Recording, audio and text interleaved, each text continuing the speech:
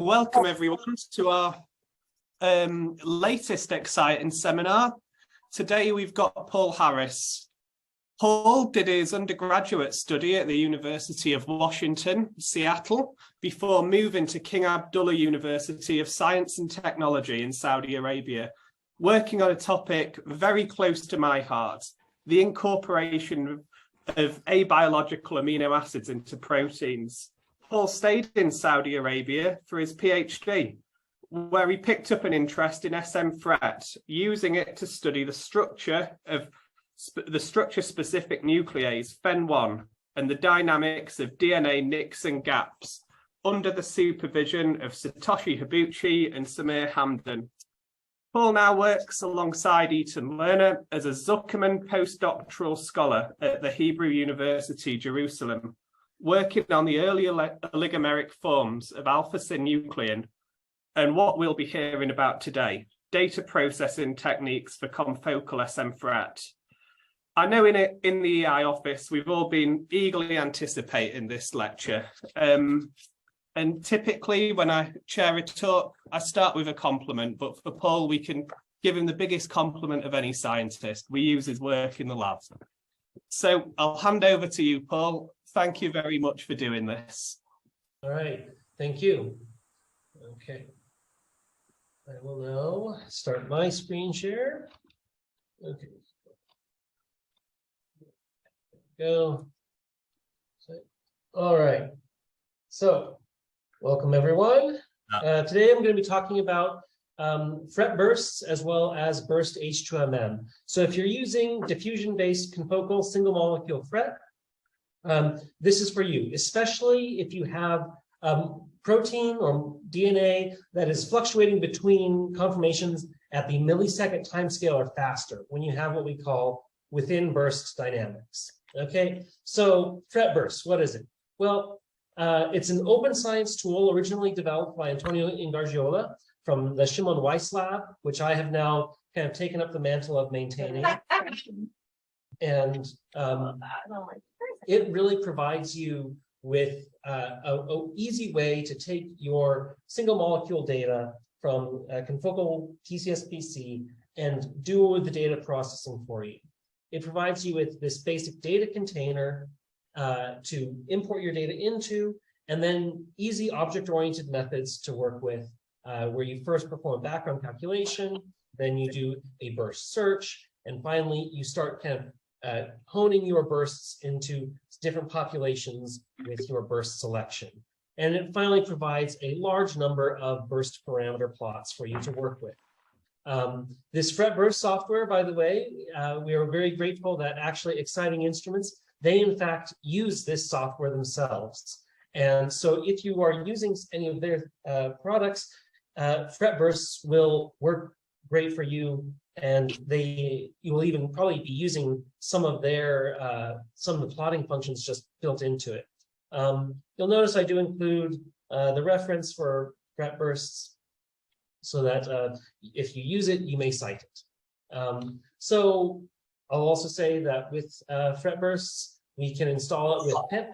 I highly encourage you that both for FRETBursts as well as for the burst H2MM that I will introduce later, which is what lets you study within burst dynamics, your rapid transitions.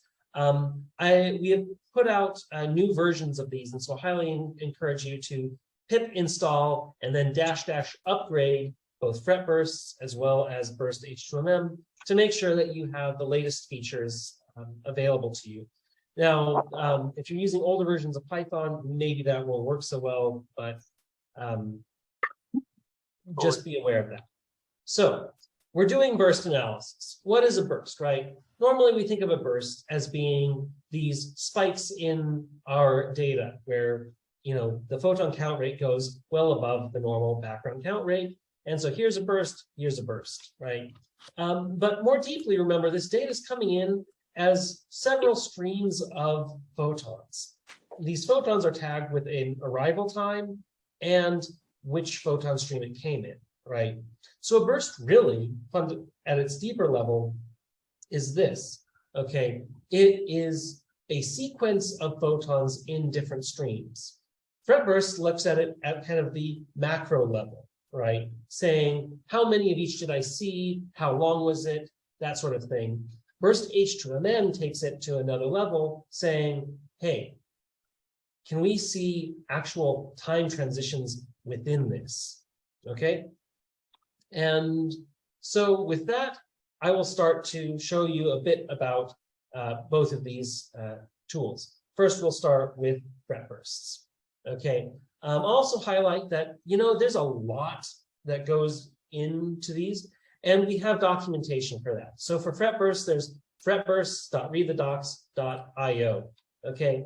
And that provides you with, much of your heart's content to look there. Also in Burst H2MM, for the within burst dynamics, there's burst.h2m.readthedocs, again, .io.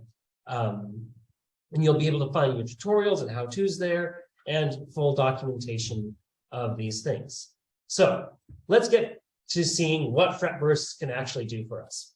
First, let's get some import statements out of the way. We'll be using NumPy, we'll be using matplotlib.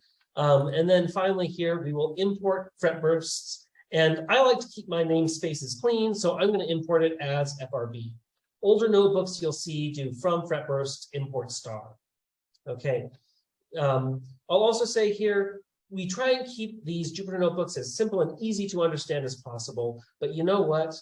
If you can learn just a little bit of programming, you'll be able to do so much more than you ever could if you just had a point-and-click interface. And so while we want to make this as open as possible and easy to use as possible, we also really like to use this Jupyter Notebook interface where it's code, you have full power, and you know what? You can publish this on something like Zenodo and see it. So here, we're going to import FRETBursts, and then FRETBurst has this little init notebook function. You don't actually have to run it. It just sets up a few defaults for your plotting and gives something a little bit nicer. So we'll run that. Okay, it's imported. You actually automatically get printed out the citation that you'll need to give.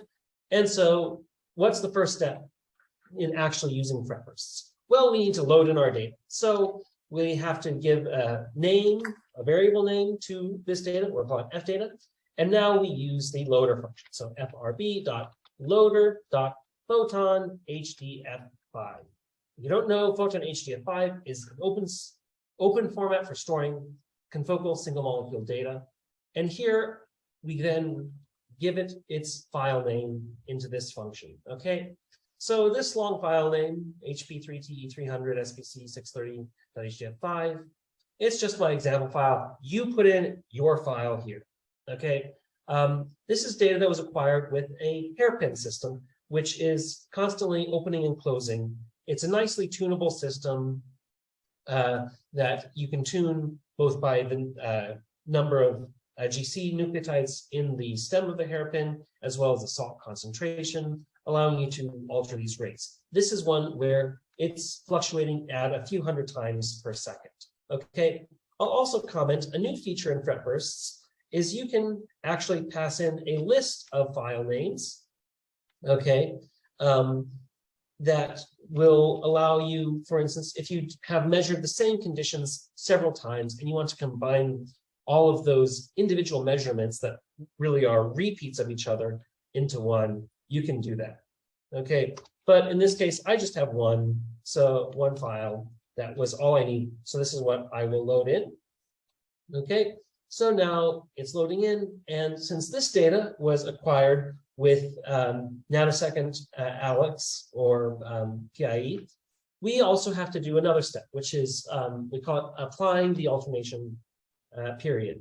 But first, let's just check this. So we have another little function, frb.bpl.plot alternation hist, and then we give it the data object that we just created, and lo and behold, it will show us the alternation period, and we can check that the alternation period that you set in the HDF5 file is correct.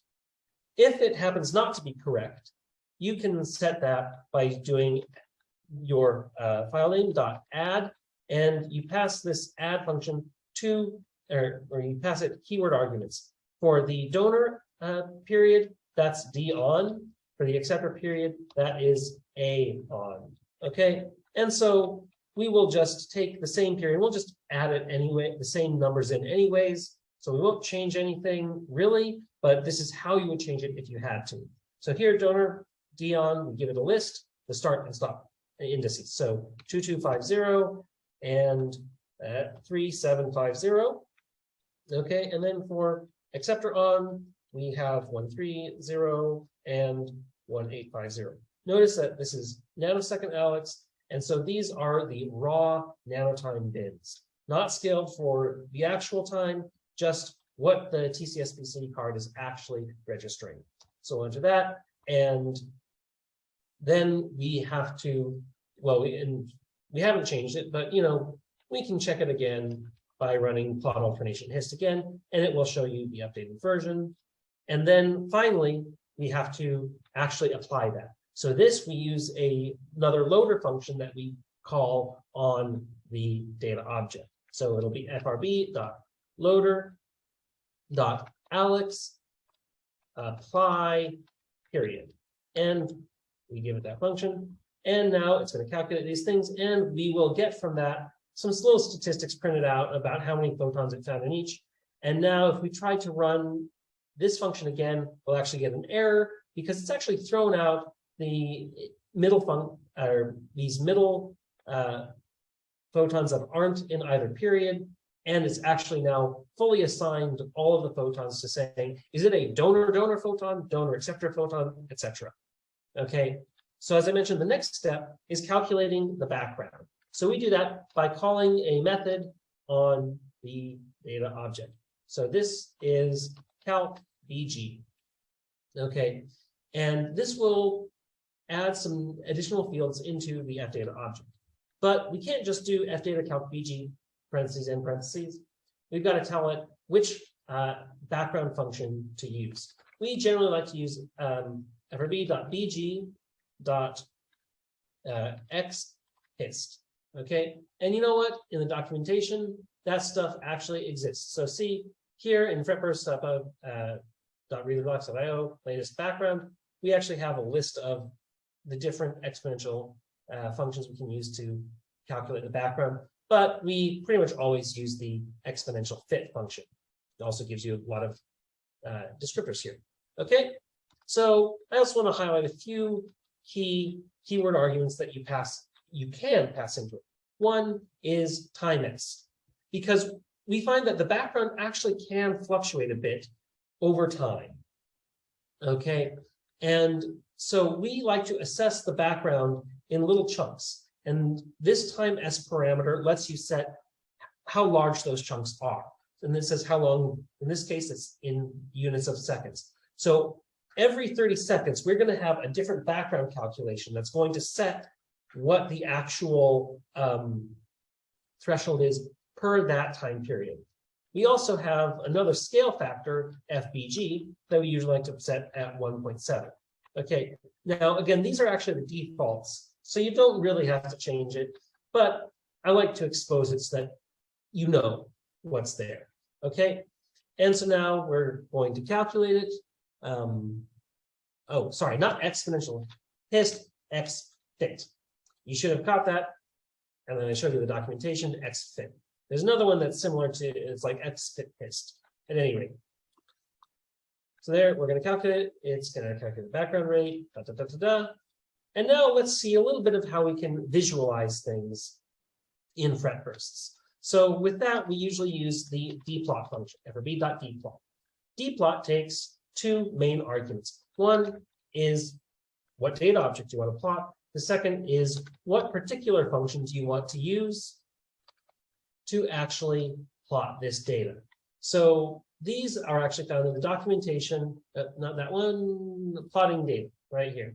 And you get a whole big old list of all sorts of things you can plot about. So at any rate, I like this one, time trace. And if I plot the time trace, lo and behold, here we have a little sample of the data. And, you know, we can also change the range and where we're plotting it. And so here I'm just going to rerun this cell saying with plt.xlim to say, let's go 50 seconds in instead of the first second. Okay. Now we also calculate this background. So there's several functions for plotting background as well. Okay. Hey, Paul. Yep. Can I ask one question? How short is it? Because it'd be nice to save those till the end. But if it takes like a minute, I'm fine.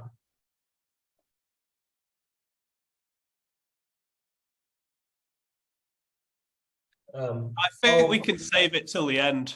Yeah. Let's save the questions to the end. Okay. Yeah. Okay. So the dplot function, we can also do fdata and FRB dot. There is hist bg. There we go. Okay. And so this really shows us how the interphoton times really distribute, and you can see what the actual background rates are expected to be. Another nice one is the time trace BG. Okay, where we actually get to see over time how each of those 30-second intervals works. So now we've seen a bit about plotting. I'll probably come back to more features of the plotting function a little bit later. But now we need to do the burst search. Okay, so this we do again with as a method called on fdata. So here it's fdata dot burst search. And this one carries two main keyword parameters, M and F. So the way we do the burst search is we take a sliding window of M photons. Okay, so basically you start with the first photon, take 10 photons over, and say, what is that photon, instantaneous photon counting? Then you move not to the next 10 photons, but rather to the second photon and the 11th photon, and you do the same thing. Okay, and then you're saying for each of those rates, does it clear my signal to background ratio? Okay, and so that's where the second parameter, F, comes in. That we usually like to set to 6. So basically you have a signal to noise ratio of at least 6. Although in more recent experience, we've often been bumping it all the way up to 16. For this tutorial though, I'm still going to keep it at 6. Okay, and now appearing in our fdata object is a new field called mburst. Now, it's actually a list of mburst objects. And this is if you have technical repeats, okay? Or if you're using a fancy microscope that's a multi-spot experiment. Each individual spot kind of gets its own separate one, okay?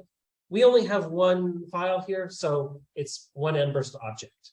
And this is a full list of all of the bursts that are present within it, okay?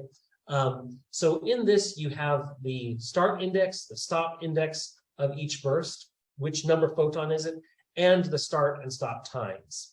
Okay, so let's look at this in another way. Let's plot this. So we have the Alex joint plot function. Okay, now this function is a little bit different. It doesn't use dplot because it's plotting multiple things into one figure. Okay, we're actually working on trying to make a better integration, but so far it's, if you want to just show this, it's great. If you want to do something fancier and putting this in with additional things, go to and write the code for separate dplot functions. At any rate, this will take a little while because we got a lot of bursts. Okay, and I'll explain what the next step really does for us. So it's thinking, and here we go. So wait a minute, this data looks ugly. What's wrong? Okay, we just see bursts scattered all over the place, maybe a little bit of a donor-only population. That's because we've only done the burst search. We haven't done any burst selection. So since n equals 10, it means that the bursts can be as small as 10 photons, which really is not enough. There's going to be a lot of just background. Occasionally, the Poisson distribution sends a little spike our way. So that's where we have to do this burst selection. Okay, where we add in additional thresholds and can do even more. So that we do this with the select bursts method. Okay, select bursts. And because selecting bursts, I want to make two notes about this. One, it always returns a new data object. So that way you can have the same data and you can have different burst selections within it. Okay, and this is useful if you say want to isolate and calculate something on, say, the donor-only population or one FRET population or another. Okay, it allows for that comparison. Okay, the second thing is it is additive. So select bursts applies whatever selection criterion only to the bursts that exist within the current FData object. Okay, which will make sense if we were to say do FData underscore FRET here and put it into another object. If I did select bursts then on FData.FRET, it's only going to select the bursts from the bursts that already exist in this one. Okay, but then select bursts, we need again to give it another function that fits into the select bursts module. In this case, I'm going to use this function select bursts dot size. Okay, and this function needs really one keyword argument, the threshold one, saying what is the minimum number of photons in order to actually show what we have here. Okay, so I'm going to set threshold 1 equal to 30, meaning of all these bursts, I'm going to cut all of the ones out that have fewer than 30 photons. Now, by default, this function also says 30 photons specifically in the donor excitation streams. Okay, if I want to look at all one of them, I will set NAA equal to true. Okay, it says add NAA. So this is acceptor photons. Okay, and we will see what this selection does by plotting then the joint plot. Okay, now all of a sudden this looks much nicer.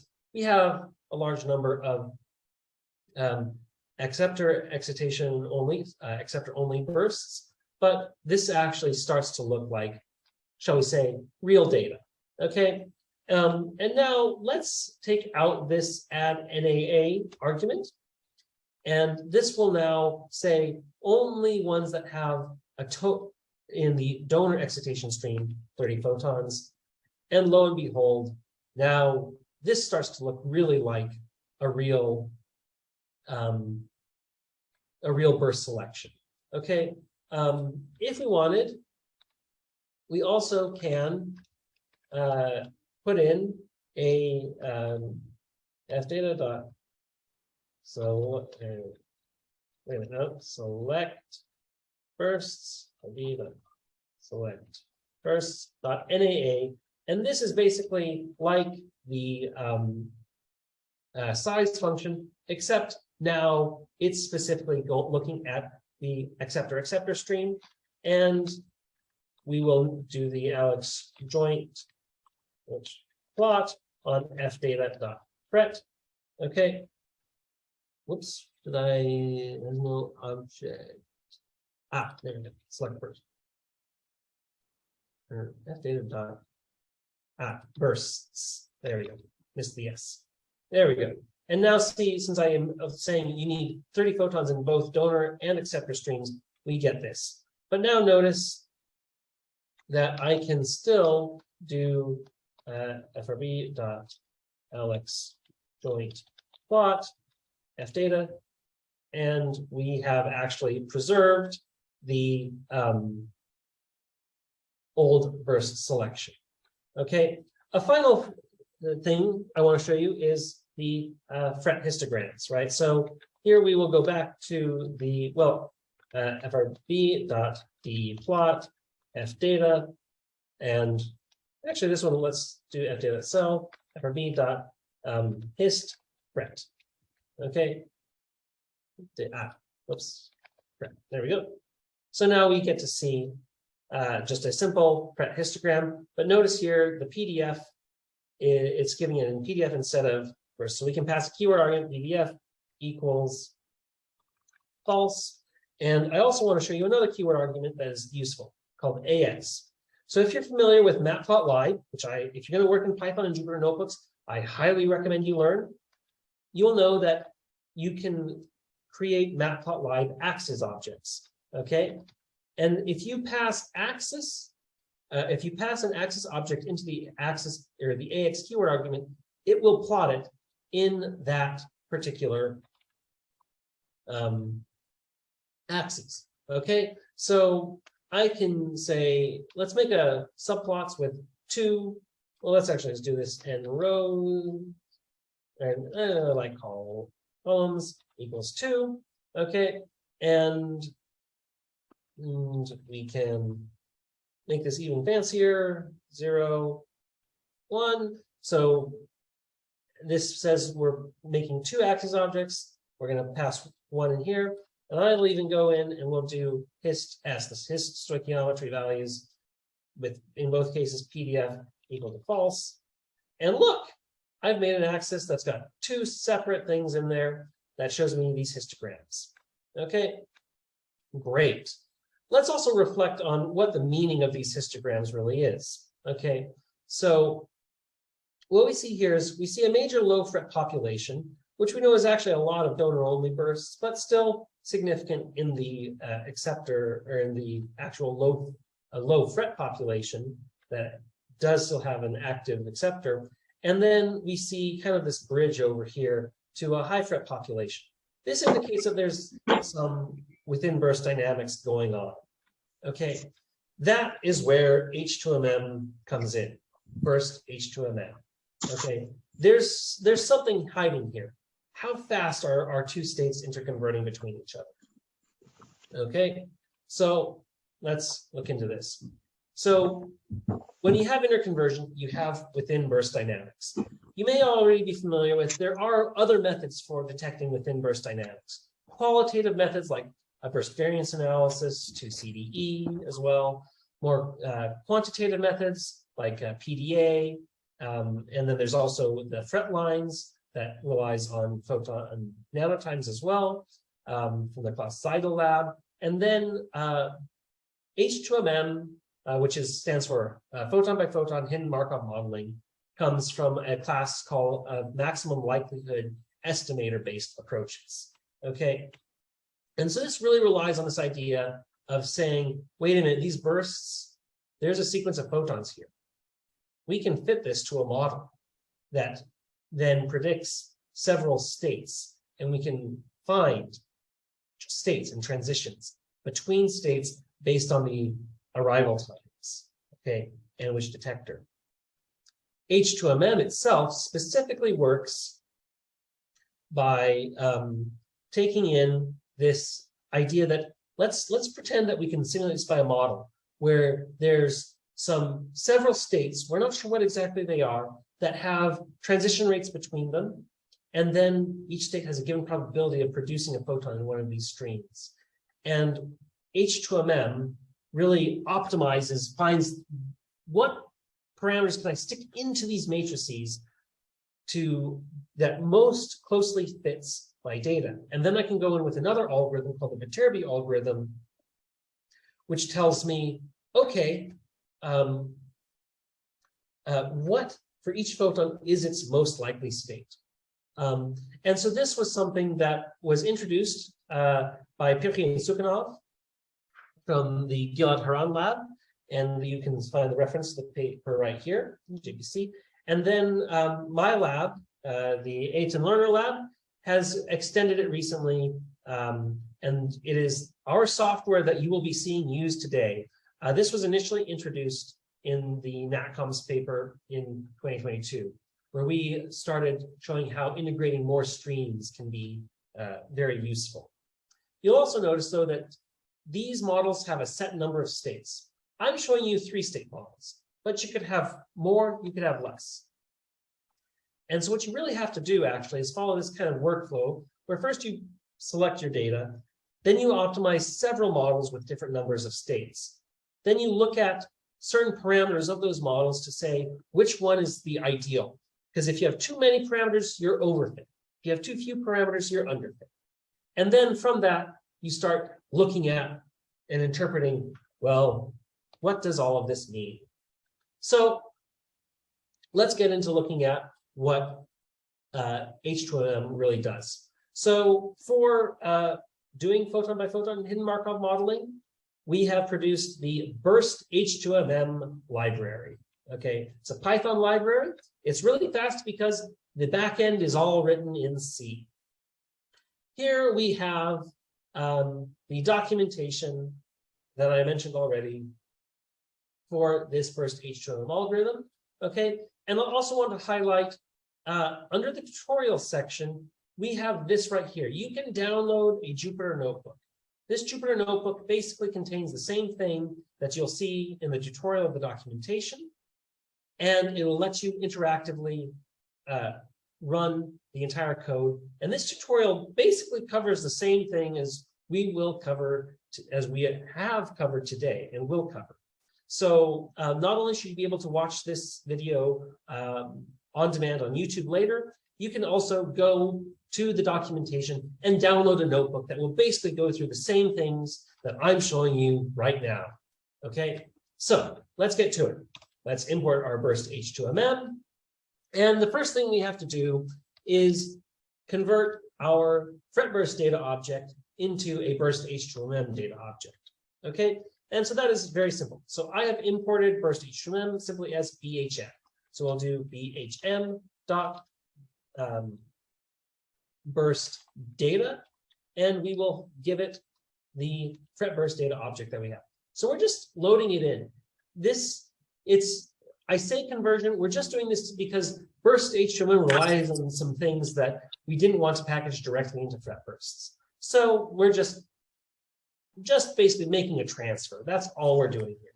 Okay, so now we have this nice B data object, which is this burst data object. And one of the most important things within burst data is burst data dot models, okay, which is this H2MM list object. If you read the documentation, you'll understand this thing more. You'll also notice I have some flowcharts and other things that will help explain, under documentation, explain the exact structure of all of this. I don't have time to go through it today, but just be aware it's there. Go use the documentation. So now, what do we need to do? As I mentioned, we have to calculate, we have to optimize several models. So for this, we do vdata.models and quite simply the method calc models. All right. Now, you can just run calc models right away, right here. Okay. If you want, but I want to highlight a few keyword arguments that you pass in that you may want to be aware of. So the first is called toState. I'm going to set this equal to 4. The next is max state equals 8. And I will do finally confocal equals ICL. By the way, these values are the default values inputted anyways. I'm just exposing it to you. So let's explain how this works. First, let's look at confocal. That's short for convergence criterion. So every time you optimize a model, it spits out a few likelihood parameters. And what you get in convergence criterion is says, which one do I want to look at to say if I have optimized up to the point where I have at least one overfit model, saying that I know which model is the best. Okay, so that's convergence criterion. It says how many models should you go up to. But then there's toState.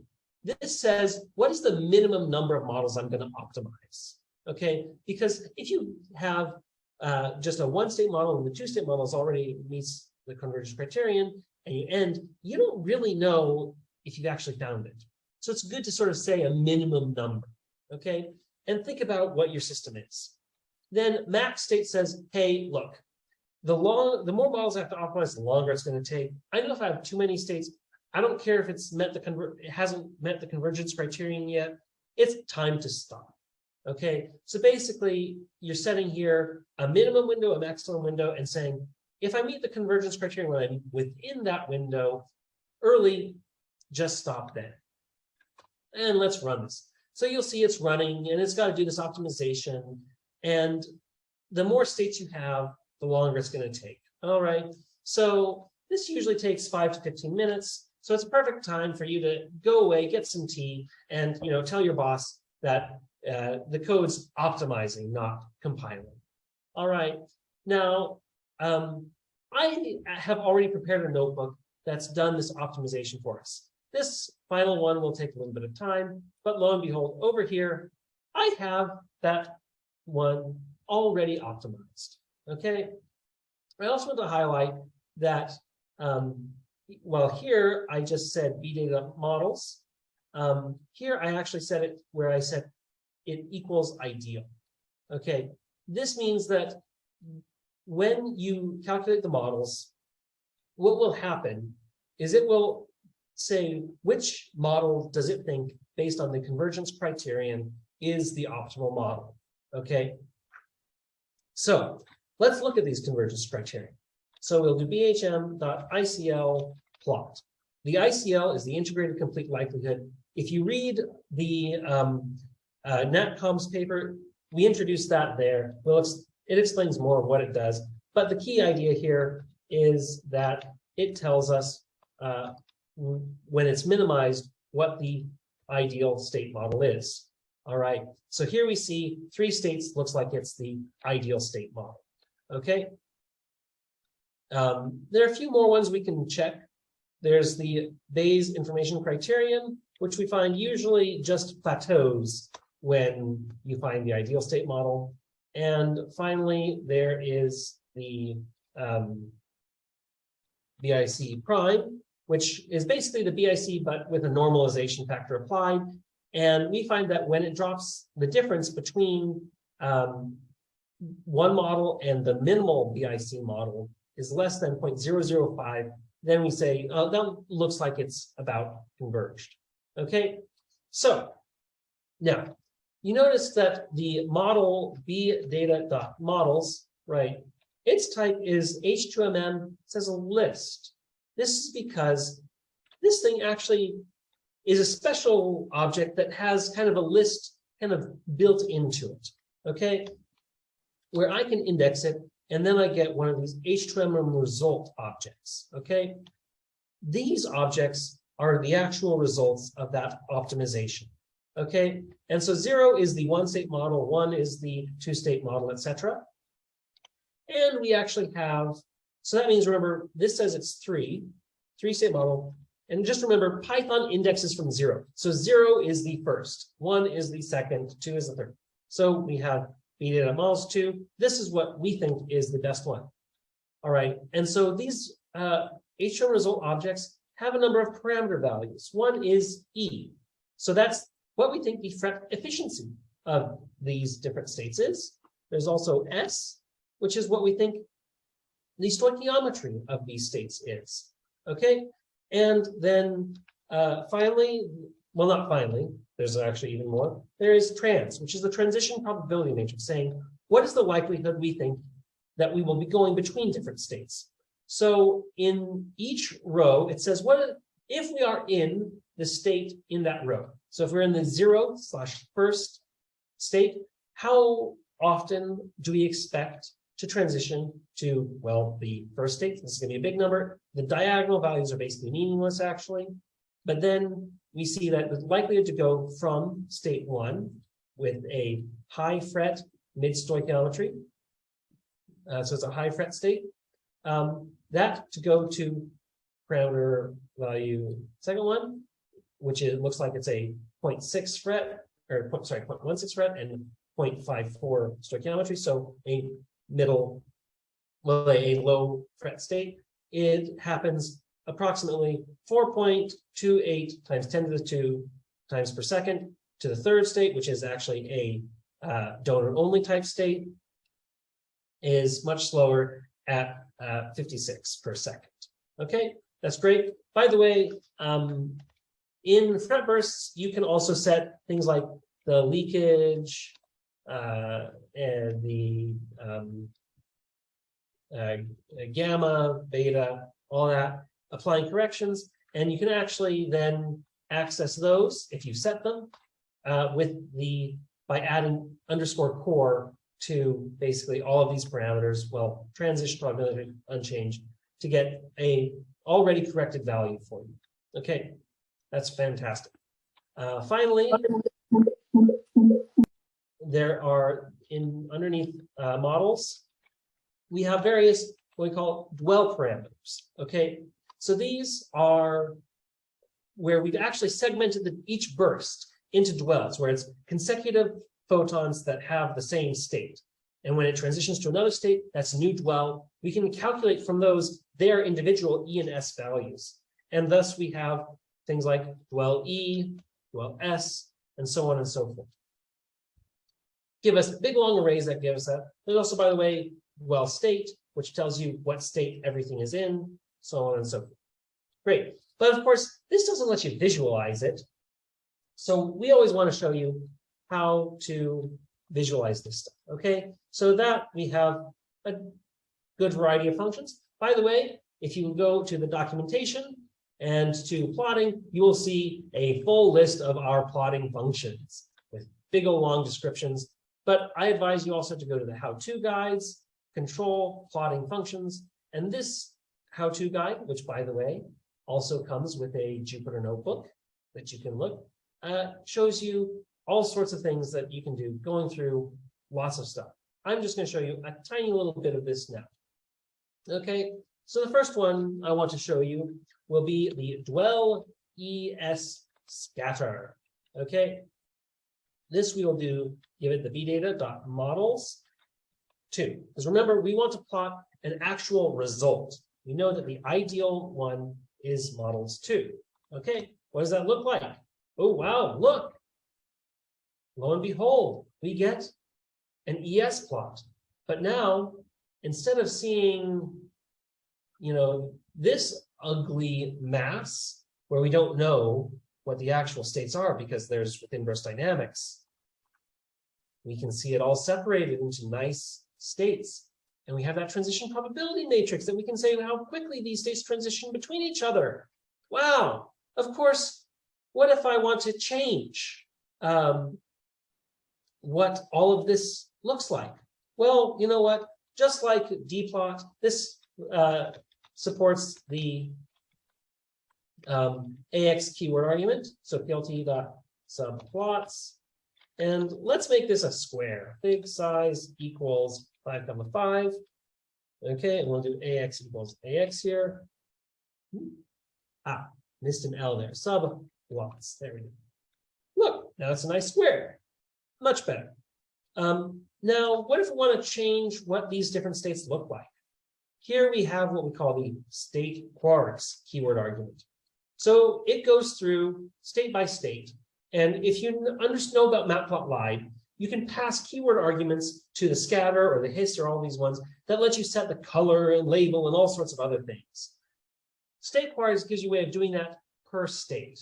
Okay, so we have 3 states, so we need a list of 3 dictionaries of the individual keyword arguments we want to pass individually to each one of these. So we're setting really here the color of each, as well as giving each one a label. So we can also do ax.legend at the end, so where we can actually attach a label name and then see right here, now I've changed the color of each one of these and given it a label. Okay, we can go further. We can do more. What if I want to exclude one or more of the states? Well, there is the states keyword argument where we can say, I don't want to look at state 0. I want to look at states 1 and 2. Okay, and for that, I'll also want to remove one of these lists. And look, I've isolated it, and I can plot just those states. Wonderful. There are a few more nice things we can add to this, right? Instead of ES scatter, there's also EHist, okay? And vdata.models 2, okay? And now we get a histogram of those E values. Great, okay? And so that provides another major factor here. Finally, I know I'm kind of running out of time. I want to save time for questions, but I also want to say that we have ways of even in the end analyzing photon nanotimes. Okay, where while the H2M algorithm itself does not treat photon nanotimes, we can use the dwells and we can actually get mean nanotimes from individual dwells. We can plot that. So for that, we will want to do the bhm.raw nanotime hist. And this we actually just give the top level B data argument because, as I said, we're calculating mean nanotimes. And for that, we'll want to set first a threshold for the IRF. Okay, so here's our mean nanotimes. And I'll say that I already went through and zoomed in on each one of these and said where the IRF seemed to stop at the raw nanotime bin. And here are the thresholds I think are appropriate. Notice, though, that it goes in the order of this legend. Okay, donor excitation, donor emission, donor excitation, acceptor emission, acceptor excitation, acceptor emission. You pass the list in those order, and we set this bdata.irf thresh. Okay, and we will give it this right here. Okay, and then with this, we can finally access the bdata.models two.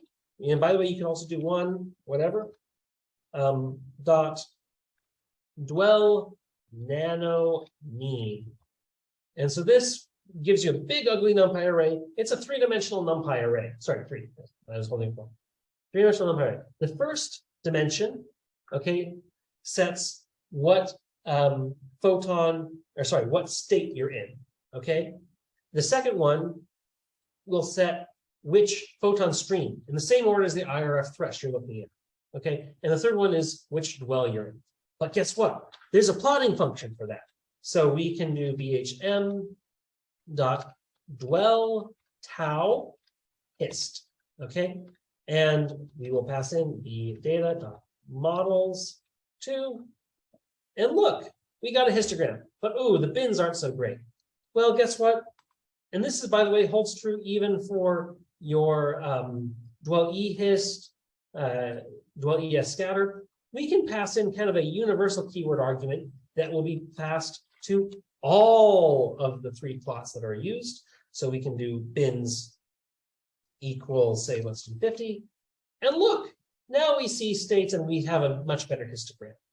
Okay, but this by default, by the way, is only showing us the mean nanotime of the donor excitation, donor emission stream. We can use and I'm sorry, you'll have to look at the tutorials of FRETBursts to understand this object, but we can also say, I want to look at a different one. For that, we have the streams keyword argument.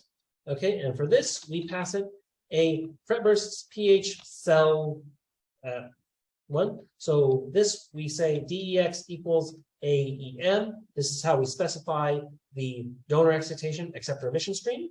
I could also take the AEX AEM for acceptor excitation, acceptor emission. And of course, there's the DD, which is the default. But I do this, and look, I got a different set. This is the acceptor emission photon nanotimes. And by the way, this also works with we can select states with the states keyword argument, and we can also do the state quarks keyword, and there's even the stream quarks argument that lets you pass all of this together. And as a final piece de resistance, let's do a final one where instead of the hist, let's do dwell E tau scatter. Oops. Wait a minute. Did I forget the name of this function? Just a sec. Let me check my documentation. See, it's useful even for me. Dwell E.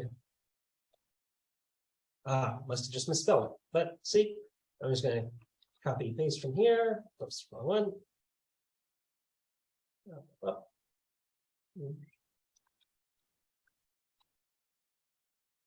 Well, Wait a minute, what? Did I pass on the wrong function? Ah, that was my problem, not the wrong function name. This is use scatterplot instead of that one. There we go. And now we have basically a dwell-based fret lines plot. And thus I will conclude the main presentation and open it up to questions. Thank you very much, Paul. That was really enlightening. And I say this sincerely, the live debugging, I think people will find particularly useful. If you want me to read out a question, feel free to put it in the chat. Otherwise, raise your hands and I'll start you with one that's already in the chat, Paul. Okay. Why do you know there is an interconversion with FRET and S plots? An interconversion with FRET and S plots?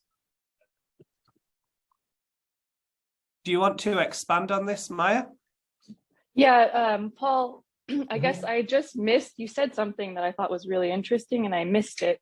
Okay. Can you go to the plot where you have just FRET and then the S histogram next to it? Ah, yes, yes. That's up here. Definitely. Yeah, Right it's a wave. Yeah. So I was just not sure if you were saying because of the stoichiometry that because you have somehow confirmed that this is not a donor only, this is a low FRET population. I was just confused how you jumped to the conclusion of knowing that it's a bridge. Okay. Okay, so there's, I guess there's several things here. Okay. So here, this is the stoichiometry. Here is the FRET. So we see that the stoichiometry is a very narrow peak here. So that's suggesting to us that even though we have a very strong low FRET population, it's not coming from a set of donor-only bursts. Okay. The next thing is a little bit more difficult to explain. This is the idea of within burst dynamics. Okay. So with that, what we see here is if you're trying to do a sum of Gaussians, it wouldn't fit very well. So you'd see essentially, it looks kind of like there are maybe two states or two Gaussians, but it really, this middle section is not going to be fit very well. Okay. FRETBurst does actually have some stuff for doing Gaussian fitting and all of that. I didn't have time to cover that today. It's kind of a case of please just trust me. No, I do trust you. It's just that this is the exact problem I'm having in my experiments right now. So I wanted to dig in a little bit. Yeah. So that's actually exactly where going to H2MM is very, very useful. Okay. Because what you then happens is you see this bridge and you run it through the H2MM algorithm. Okay. And it then goes in and it fits it to this model. Okay. And you can look at that ICL and you can see what, what states are actually found, and you can look at what their interconversion rate is. So I can tell you that, 4.28 times 10 to the second, so 428 times per second. So that's, 20 times, no, let's round that up to 500 per second. So you're talking about, every, 2 milliseconds or so, you're going to make a transition. It's fairly likely that not all of your bursts, but a decent number of your bursts are going to be including both states. Okay. And so because of that, that's why you get this bridge. Okay. And so burst H2M kind of tells you, does that make sense? I also want to show you in some of these plots. So let's do the dwell ES scatter. Okay.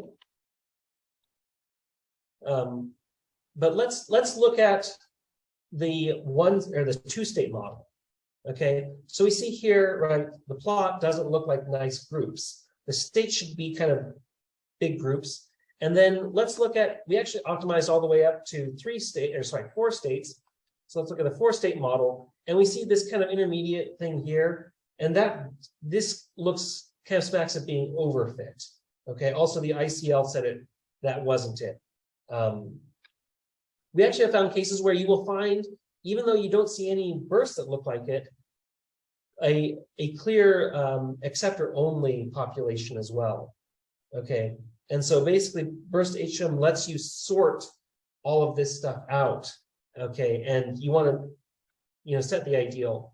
I also want to highlight another little feature. So I always said you had to pass a one of the models with an index here. If you want to, you can actually do vdata.models, and you can set this ideal argument, and I'm going to set this equal to 2. Okay, I'm going to say the ideal model is now 2, and then when I call these dplot functions, when I call these plotting functions, I don't need to include that index. Rather, it's just going to remember it's the second one that's the ideal one. So that's probably more than you need. I'll also say you're going to have to look up some of our notebooks that are you can find there's a node repository. Another good test for within burst dynamics is the burst variance analysis. I'd look at that and see if that plot goes above. That's sometimes a better initial test than the H2MM, which is a little bit harder to interpret properly. And what if you're just taking an overfit model? Thank you very much. Suresh Kumar, you have a question for us?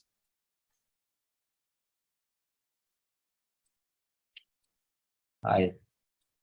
Hello. Can you, Paul, can you go to background where you put this sometime, 30 second? To 30 second? Yeah, background, you calculated background, remember? Yes. The initial, yes. Yes. So where is it? Yeah, here. Yeah, so here I didn't understand this time frame. You put the 30 second and add background 1.7. Does it the time frame of the total experiment you did? No. Or this is just initial that you just want to correct the baseline, Yeah. So the way this works is so notice right here, time trace.bg. So what I'm doing actually is it says it's individually calculating the background for each 30-second interval in the data. Okay. So if I set time S to 60, it would actually be calculating for every minute what the background is. And so now you get for the first 30 seconds, the second 30 seconds, a different background rate. And then when you do the burst search, it says, okay, which background window am I in? And it uses the background rate for that window for the threshold. And so you can see actually, right, in this experiment, the background rates didn't fluctuate much, but there was definitely a fluctuation. And so that's why we do it is we see a fluctuation in the background. It's not constant throughout the entire experiment. So we better, set it appropriately. And that it subtract automatically that background you can see this fluctuation. So this is so the way that works is the background is automatically subtracted from your FRET calculations, your stoichiometry calculations, all of that. However, I want to say that when you're doing the dwell-based calculations, unless you add the _core to the one, those are pure kind of uncorrected values. So you'll like these values that I'm plotting here are uncorrected. I can actually do this. There's also the keyword argument add corrections. The default is false. I can do add corrections equals true. And now it adds those corrections, but it also is plotting kind of everything. So for that, I will set ax dot set xlim, and we'll just do 1,0, and let's do set ylim. Now we get to see this, and so these values are a little bit different. The background has been incorporated even into the dwells. And of course, add corrections will also correct for gamma factor and all that jazz. Oh, thank you. I got it. Thank you very much. Next, we have a question from Spencer Smith. Does FRETBurst support the use of special markers to denote the start of donor-acceptor excitation periods in a microsecond ALEX experiment? I'm not sure what you mean exactly by special markers, but yes. Do I have any data that I can, I'm trying to think of where my notebooks are. Let's see. Okay. I might not have time, but yes, you get to set in microsecond ALEX, you can set the begin and start times of your those alternation periods. FRETBurst does, if you have a change in the alternation period in microsecond ALEX in the middle of your experiment, FRETBursts will not support that. But I don't know why you'd ever do that.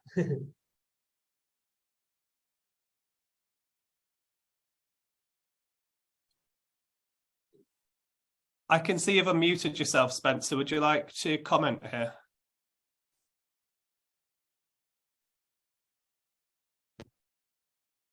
Hi, can you hear me? Yes, I can hear you. Hey, yeah, so in our application, we have an external hardware that in the picoquant file will save as like a fake photon when the periods start and end. So as a what photon did you say?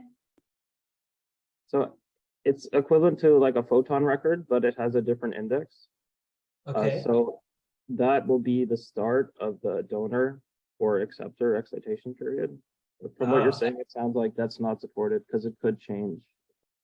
Okay. So actually, I believe it, well, it sort of is.